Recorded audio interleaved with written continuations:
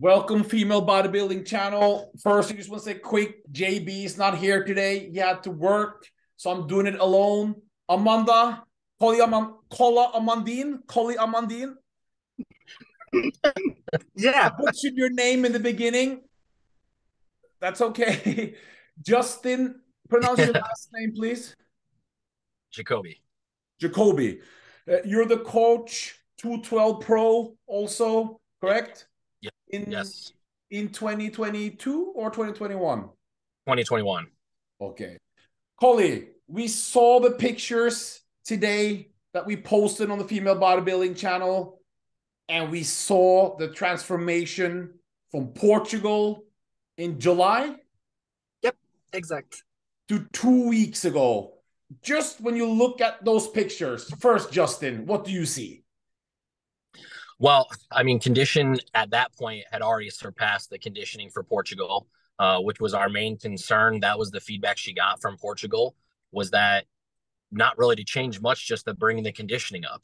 So if she can get her backside to match her front from a conditioning perspective, then she's, very competitive.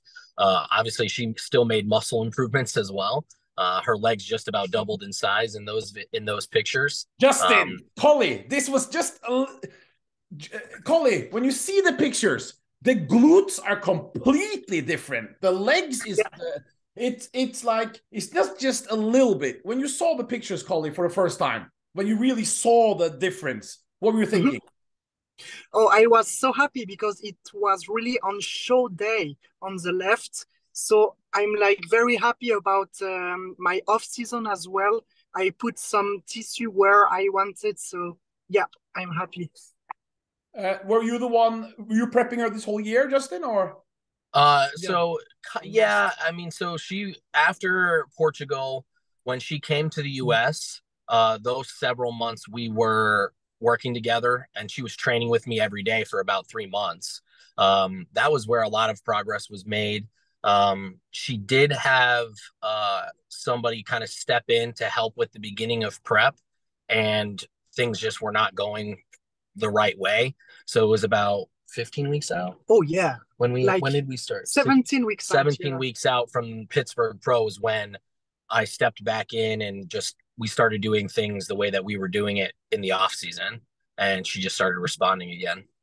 This off season, Kolly, what was different? Because we haven't seen this type of, this is next level progress. We don't see this too often. We have many you can ask to Justin.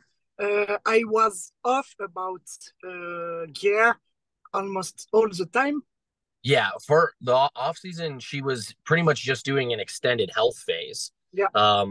The Portugal Pro prep, her blood work was not the best. I did not prep her for that show. But when she was in the States, that was the focus, was just getting healthy. Yeah. And once we got her healthy and got her hormones optimized again, then we were able to actually start seeing her really rebound and really start responding. And I learned a lot about training at Revive with new machines, with Justin. So it was very helpful to improve more as well.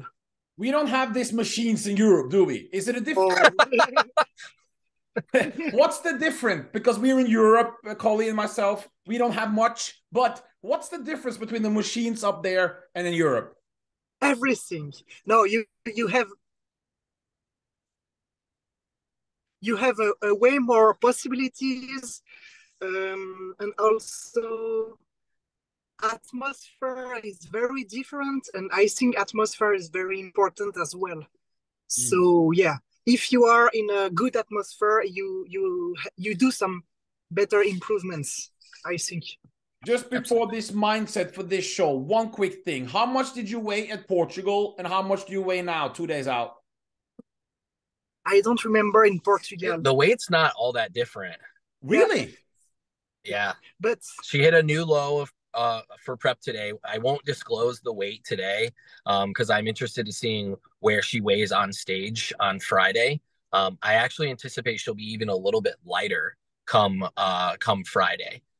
We have not done any water manipulation yet. We've just done a lot of stress management, getting her off her legs, starting to pull back all of peak week from the cardio, from the stimulants, and actually started feeding into the show a little bit. So she's eating more food now than she was a week ago. So I've already started to almost like reverse diet into the show, which has done extremely well for her. She's just continued to drop this week, even despite 24 hours of travel and only about 4 hours of sleep that night. One would think the body is very stressed and would be holding fluid, but we've done a really good job of just keeping her body doing a natural diuresis process. Again, no diuretics are used just yet either. So the peak so far has gone will that be used, or you take that day by day to see? Day by day. If she needs it, I will use it. I'm not afraid to use a little bit of diuretics. Obviously, and less is more when it comes to diuretics. For all of the listeners out there, less is more. And Amandine has experience with the opposite side of that. And that's not something that we will be doing. A little goes a long way if it's needed at all. I don't use it with every athlete, but we are going to, and we've been doing a really good job managing her minerals as well. And that's very important. Mineral balance going into a show is almost more important than even just water intake. So with what we've been doing right now, it's just been working so phenomenally. No sauna, nothing. Her body, she just is constantly flushing, having to use the bathroom every like 15 to 20 minutes, just getting the natural diuresis process working. 2 questions, Kolly, that I'm curious about was a little bit. First one, how do you react? I've seen women's bodybuilders obviously up close many, many, many times. And when I see you on Instagram, for people that know, you're about 130. Are you in the 130 range? 113. Yeah, she asked if you're 100. Yeah. No, she's not in the 130s. Okay, so she's lower. No, she's in the 140s. Okay. Yeah, but Kolly, 5'4". How do you feel all the time hearing, "Oh, you should do women's bodybuilding. You should do women's," especially now we are peak week and we're trying to do a physique show here, and you see all these experts and so-called experts, and also a lot of the girls. Yeah. You only done one women's physique show in your life. Yeah. You weren't completely on. You still managed top 4, top 5. But how does it make you feel when you see that all the time? It's honestly very annoying because like people can't wait. Like I just want to do a show. So close your mouth, look, and then say something. Because on the pictures, it's literally nothing. We don't know how I look next to other WPD. So just I will go on stage and we will see. And I'm sure I'm not a woman's bodybuilding. I'm a woman's physique. And I really want to stay in this category. I will work for this. I will manage my training, my diet. I really want to stay in women's physique. So yeah. Justin, how do you see that for you? Is this something you do you see yourself as physique? Do you want to go to switch to women's bodybuilding in the future? What do you see, Justin? The only reason I would ever suggest us going into women's bodybuilding is if we specifically were told that by either the Tyler Mannion or Steve Weinberger, and they're going to get a chance to look at her this weekend and next weekend. Yep. So if they say, "Hey, we really don't think she's women's physique, take a year off to grow into women's bodybuilding," then her and I will have a conversation about that. Because at the end of the day, we do want to be the most competitive that we can be. And her ultimate goal is to be at the Olympia. And I think that she has every opportunity to be an Olympian. I think she can be an Olympian in women's physique. I've seen a lot of them in person. I've seen Brooke Walker up close and in person. I've seen Sarah in person. I've seen Natalia in person. I've seen other women that are women's physique pros in person. Melissa Tyke, a good example, who did recently make the switch, but she's won several pro shows in women's physique. Correct. So it's like, well, they're all more muscular, or maybe even or heavier. And when you see her in person, and me having seen her in person several times and watched her pose this whole week, it's women's physique. It is women's physique 100%. It fits the bill exactly what they want. So I mean, I don't see that feedback coming our way this year, to be perfectly honest. Especially, we're going to continue to get in better and better condition each show she does this year. So as she gets in better condition, her weight will actually continue to come down a little bit. So, you know, I really don't see that coming our way, but if it does, it does, and we will address it and we will respond. I just wish that when we see it from fellow female athletes who themselves are pro, they should maybe know better that maybe this is not the right time to give those type of feedback online all the time. But another thing, Kolly, you were going into the show. This was a wide open show before. We knew that Mimi Solange, a great Olympia athlete, is going in, but we knew Dani Castillo, she dropped out. What were you thinking? First thought, because we didn't know until yesterday. What were you thinking when you're on the plane, you're just off the plane, you're ready to win it, and maybe you still are, and then you see Miss Olympia is jumping in. What were you thinking? First impression. I don't want to answer. Honestly, I can't answer. I don't want. Just like I spent a bunch of money to come here. I worked extremely hard like everybody else. But everyone can compete, so I don't answer.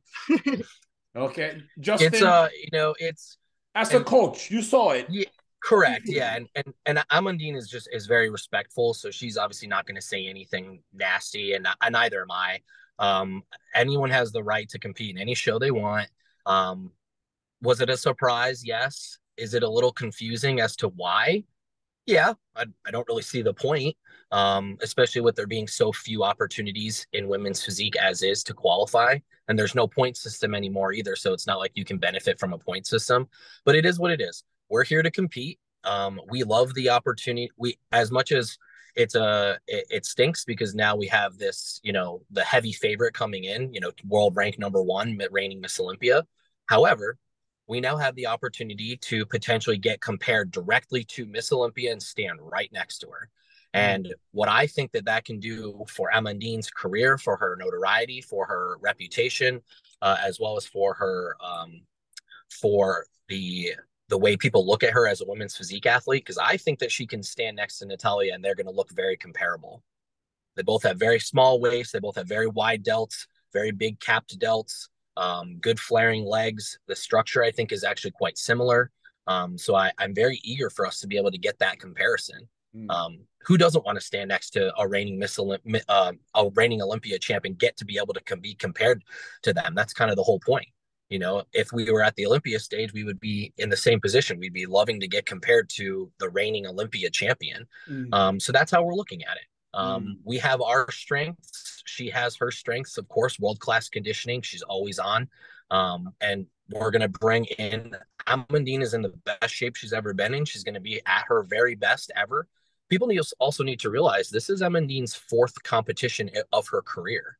She's a very unique athlete that won her pro card in her first show. So her very first show, she wins her pro card. And then she does a pro debut in figure. And then she does another pro debut in women's physique.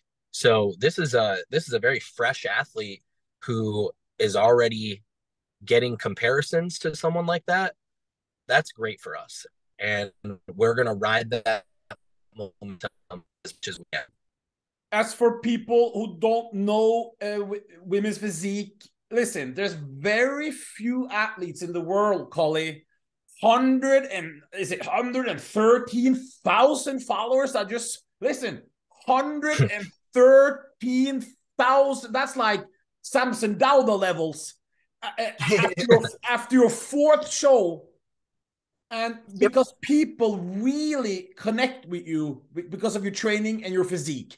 So this is it. But one quick thing about Natalia, that's for everyone else too. But there was another female who contacted us from Europe. And it was just like, we respect her, but we spend $10,000 to fly from this country. It's from out of America. It cost the coach, I think, like 700 crazy numbers to be backstage, and the prize money is just 2,000 or whatever it is. And then it was just a little bit, I think the way she, but anyway, enough about that. But we just want to get your feedback on that. This is going to be a great show. And what's great, Kolly, is that everyone is going to look at you. I just hope you know how. Don't be nervous. Don't doubt yourself, because I know you a little bit. You know, we've been speaking like for 2 years, and it's your self-doubt. This, I'm sure every champion has it, but it's time to listen. The people are really into you, and you have made all the work. He's there now. It's not going to be like some guy in another room, another country, do this and do that. And he's there now. We have audience. They want to see that love on stage now and the passion. Yep. Right. Yeah. Well, good luck. And thank you. Justin, I hope is this your first? Do you have any other clients winning a show yet? A pro show? I helped FfejL Kadar. I've worked with FfejL Kadar. Great friend of mine, kind of did a similar thing where I kind of stepped in and helped her. Then I was able to help prep her for the Olympia this past year. Not her best, but then she was able to come back and win the 2022 or the 2023 Miss International at the Arnold again. So 2-time Miss International for FfejL, which is great. Very proud of her. I do have several other pros, but that I have not had any pro wins outside of working with FfejL. So we're hoping to another one with Amandine this season. And I believe that she can. I believe she's got all the potential in the world. And I'm very proud of what she's done this prep and made any improvements that she's made and that she's going to continue to make. So we're excited. We're very blessed and honored to be here. These are the 2 biggest women's physique shows outside of the Olympia, in my opinion, the Pittsburgh Pro and the New York Pro. And we're doing New York Pro, physique, no matter what. If she wins, you're doing New York Pro anyway, correct? Or if we win Pittsburgh, we probably won't go to New York and do that. She'll go, but we probably won't compete. No, we would probably just plan on shutting it down and then improving for the Olympia. Thank you very much for your time. Good luck. This interview will be out tonight, and guys, follow their Instagrams and share. And good luck. And Pittsburgh prejudging starts 3 p.m. If it's not men's physique, 3 p.m. Eastern Standard. Yeah. Okay, good luck. I believe we're 3rd on stage at prejudging. I think women's physique is the 3rd division that goes on for prejudging. Yep. So it starts at 3. And we know that's going to be the main event after I think on Saturday. So right, because the classic guys, I'm not sure what day they go, but between classic and women's physique, those are the headliners for this weekend for sure. It's only Michael the Bull in classic, so this will be. There's a lot. I know, but it's wide open outside of that, and there's a lot of good guys trying to make it. So I'm excited. Excited. We're very excited. Bye-bye. Awesome. Bye. Thanks, AJ. Thank you.